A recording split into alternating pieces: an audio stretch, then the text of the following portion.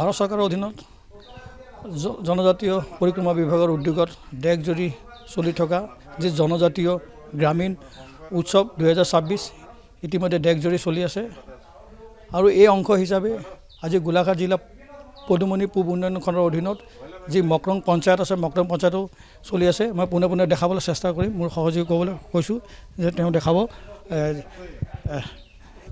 21 মে'ৰ পৰা 25 মে' পৰ্যন্ত চলিব এই যি শিবিৰ এই শিবিৰৰ অংশ হিচাপে আজি গোলাঘাট মকৰং যি গাঁও পঞ্চায়ত আছে সিংফুৰা অনুষ্ঠিত হৈছে।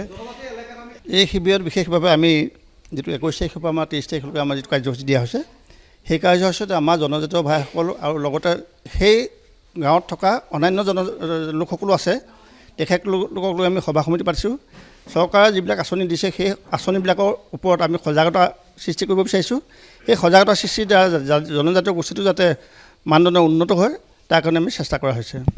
এতিয়া যিবোৰ আলোচনা চলি আছে এই আলোচনাৰ মাধ্যমেৰে ইহঁতি কঢ়িয়াই লৈ আহিছে আমালৈ বাৰ্তা, সেই বাৰ্তা অনুযায়ী আমি সেই সমস্যাবোৰ সমাধান কৰিব পাৰিম আৰু সেই সমস্যাবোৰ সমাধান কৰিবলৈ হ'লে আমিও সেইবোৰ শুনিব লাগিব বা আমিও সেই বিষয়ে জানিব লাগিব বা আলাপ আলোচনাত আমিও সমানে সহায় সহযোগ জনাব লাগিব। চৰকাৰক আমি ধন্যবাদ জনাম। আমাৰ যে দুৱাৰ দলিলে আমাৰ পিছপৰা ইমান পিছপৰা জেগাডোখৰলৈ যে আহি এনেকুৱাখিনি আঁচনি আমাক যোগান ধৰিছে সেইকাৰণে আমি চৰকাৰক অশেষ ধন্যবাদ দিছোঁ।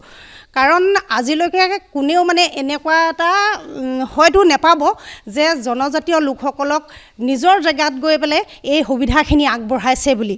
সেইটো কাৰণে অশেষ ধন্যবাদ থাকিল চৰকাৰলৈ আৰু ভৱিষ্যতে আমাক আৰু আগুৱাই নিব বুলি আমি আশা ৰাখিছোঁ। চৰকাৰে যি প্ৰতিটো যি আঁচনি এই আঁচনিসমূহ যি হিতাধিকাৰী আছে হিতাধিকাৰীসকলৰ যি দুৱাৰ তলিলৈ লৈ আছে তেওঁলোকে চৰকাৰে এই পদক্ষেপ আদৰি জনাইছে।